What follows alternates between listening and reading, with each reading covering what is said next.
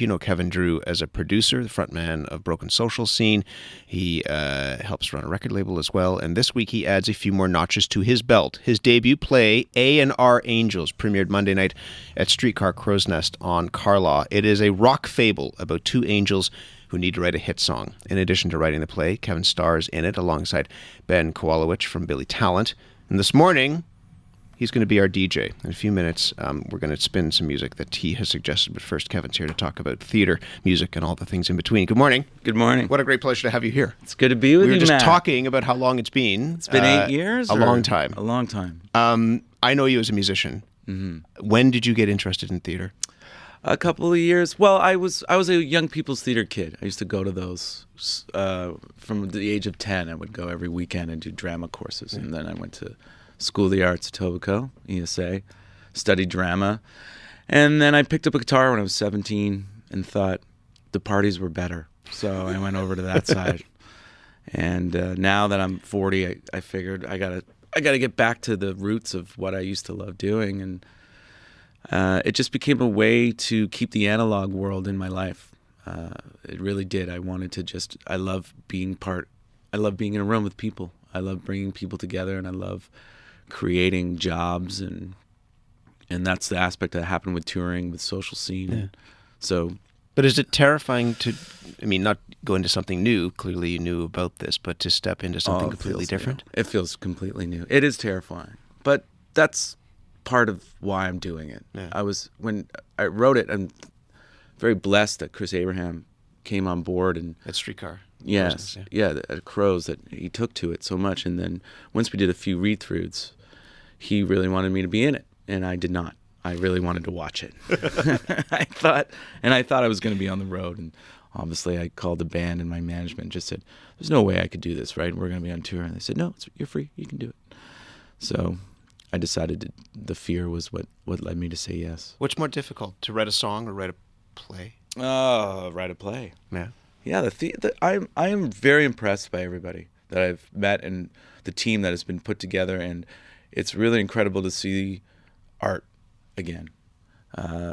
Being in the music industry as long as I've been, I'm jaded, but I don't forget about the people, and that's what it's all about. And being in a room with people, you see this from a stage. When you play, whether it's a big room or a small room, you see what happens. There's that alchemy between you and the audience. Mm-hmm. It can be even more intense. Yeah. I really try to transcend. I try to lose everything and just be in that moment. And I'm 2 shows in. We did 2 previews, and because of the cast and the team, as I said, I've been able to do that. And I look forward to continuing to try to lose myself in a character that is very, very annoying. Let's talk about the band. Mm-hmm. When you get the band back together, is it just sort of, all right, here we go, or do you have to relearn how the band works? You have to relearn, but we know each other's dynamics very well now. And Brendan Canning was very much the gentleman who really took the task on of trying to get us all in the room together again. And God bless him for doing that, because it turned out to be just a really wonderful time again. Everybody's different, right? Everyone, obviously, but everybody's different perhaps now than they were 3, 4, 5, 6, 7 years ago. Older. People have kids. People may not have kids. People may be together, not together. What is the thing that still sticks people together? The music. Very much the music and the friendships, I think. Some of us are closer than others, but the music was always what kept us together. And then you have this history and this memory muscle of knowing how each other works. And because you're a family, which is really what we are instead of a band, we're sort of a family, you have that patience that comes with that. And it's just having trust, I suppose. Can you talk about that night in Manchester? You get on stage after this awful attack. 22 people are killed. Mm-hmm. You're on stage and you start the concert with Johnny Marr of the Smiths singing this song that people watch the video and they start to cry. What was it like doing that show? It was interesting. We were there. My father was there, which just sort of was wonderful to have an elder in the room as we were sort of deciding whether we were going to go on stage or not. Yeah. Johnny I met years ago through Modest Mouse when he was playing with Modest Mouse, and he is just one of those exceptional people. They say don't meet your heroes, but I always say do, because I have never had a problem meeting any of my heroes whatsoever, because I guess I choose respectful heroes. He was originally going to come and play with us anyways, and then he pulled out that day because he was very, very upset, and so he should be. So he should have been, excuse me. And when we were walking around the city that day, it continued. And when we went to the square where they rallied everyone together, it was powerful. And I sort of said to the guys, we were going to have to open with anthems. And everyone agreed. And obviously Emily Haynes, it was up to her if she wanted to sing this. And the fact that we had Emily with us too, the original vocalist of this song, and Jimmy, these guys wrote this song, Anthems for a 17-Year-Old Girl. We had Jimmy and Em with us. And I wrote Johnny and I sent him some video of the square and I said, your people are here. If you change your mind, we're going to do Anthems for a 17-Year-Old Girl. And an hour before, he called me and said, I'm coming. I have to play that song. What does it say to you about the power of music? You've seen, I don't know if you watched the video after or anything like that, but it hits you like a ton of bricks. Really? And what does it say to you about the power of music? That's what it's about. And that's undeniably and can never be taken away from us. That's what it's about. It's about feeling. It's about cutting through. Yeah. And especially in these times where it's so disposable and music is just coming at you from all sides and the value's gone and you have no idea what you're consuming or what you're listening to half the time. A good song and something that gives you your identity, something that brings you into a room with people, something that defines how you feel and who you are, that is so important. It is absolutely important, and you would be a fool to think otherwise, to let something like popularization or popularity take over that. Is that the ethos that ran through as well, the work that you're doing with Gord? It seems, again, it's about power and connection and humanity and who people are. I, with Gord, wanted to, one, be in the room with him, and two, I knew I couldn't tell him that it was going to be okay, which was very hard to accept in the moment, but I knew that we could go into time, into immortality, and to do what he does best. And I wanted to help him for his family and for his friends. I came in the last 5 years, and he was so open to me in those 5 years. He said that the record was a celebration of your friendship. What does that mean to you? It means everything. It means everything to me. He means everything to me, and his family taking me in, and the guys, the hip, and everybody was really, really good to me, and it was a crazy first year and a phenomenal last year with him, and I'm so proud. A phenomenal last year. Yeah. Even knowing, as you said. So proud of him. So proud of him. So much love. He had so much love in the end, and people leave angry, Matt. They do. I've seen it, and he did not, and that was something that was so spiritually educational, and the way everyone also. I was so proud of everybody, the country, the world, people writing me. I was in Calgary. There was that big windstorm that Sunday. I think if you remember, trees were going down all over my neighborhood. And I was going to go see him that day. But his brother, Pat, God bless him, said, it's kind of an intense time with family right now. And when I saw those trees going down in my neighborhood and the wind came and my power was out for about literally, maybe 8 to 9 hours or 10 hours, I thought he's going. So a couple of days later, I got the call, and then I watched everybody stop and rally together over a man who we all knew.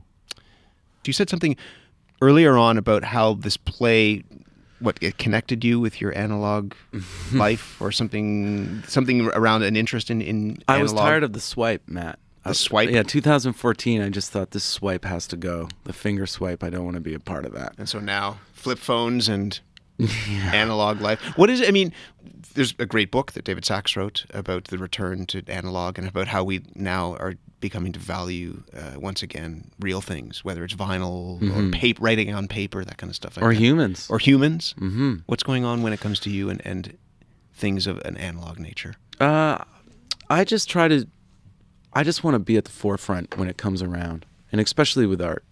I can't say it enough that there's going to be a change of tide. There has to be. I said it earlier, and I'll say it again. You cannot let popularization take over and replace art. You can't let the popular become what we consume. This is a man who's making music. I mean, releasing music as well through a label. But how do you square that circle? You want people to hear your music, and you want people to buy the music. And, it's a different industry now. It's a much different. I just think that you've got to get to the people. You've got to conform to what you know and what is going on out there. But at the same time, I think that it's just you have to rely on the instinct of what you need to do and what you need for yourself. And we forget that as we consume and follow and take in the information of what is going on, what are people saying, what are they doing, what are people saying, the whole FOMO aspect of living life. You have to remember you've got to reground yourself, and you need to have relations with people that have eye contact, that matter, that you need a crew, you need people. And I've always said this, look, it's wonderful that we're not alone in this world together, and that there's wonderful things that come from the communication of the interweb. But I do believe in my heart of hearts that art has suffered for it. I mean, people would draw that out of the work that you do with Broken, and the fact that it's a big band, and it's a big band that plays to a lot of people, and it's this joyous eruption of noise, and people feel good when they hear your music, when they see it. They would draw it as well from the work that you did with Gord, that it's about being with somebody. Is that, do you see that as well, that need to be with somebody in difficult times and tricky times, but actually like draw the humanity out of each other? Yeah, you need to. What did that experience teach you about that, or at least reinforce to you that need to connect with people on that really cellular sort of level? It just reinforces the honesty of being in the moment and taking that moment in and making that moment live forever inside of you. And I know that sounds a little ridiculous, but you build your identity based on what you experience, and you build your identity.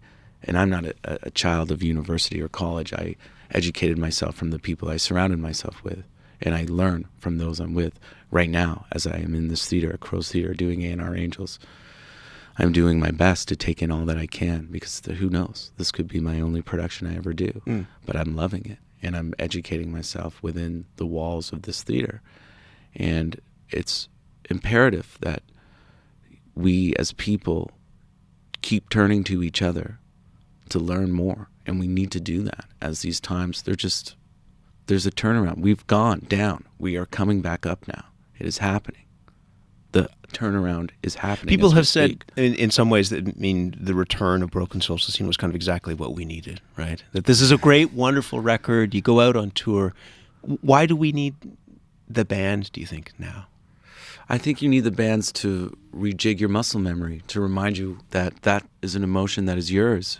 You know, music makes you, as I said earlier, define who you are, and songs become your own explanation of what you're living in.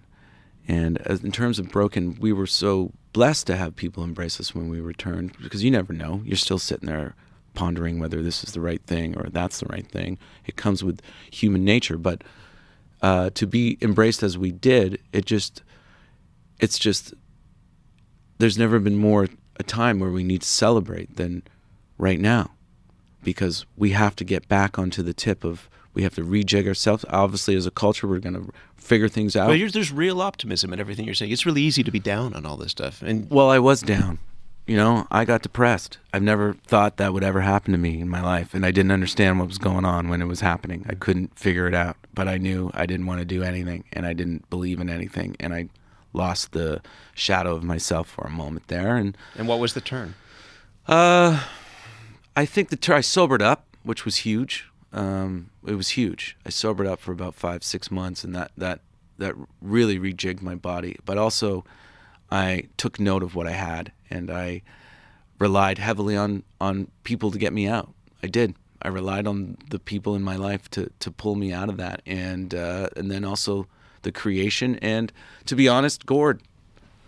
You know, he was the type of man that never shamed you.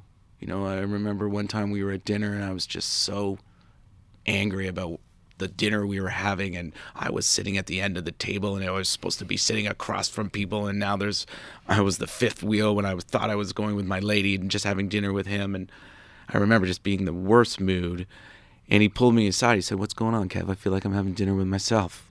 And I thought, oh, God bless you. You just identified. Yeah. It just broke my bad mood. And that aspect of not shaming people when you're hanging out in a ditch is something that is extremely important. You need to identify. You need to understand. What a great pleasure to have had you here. Thank you. Thank you.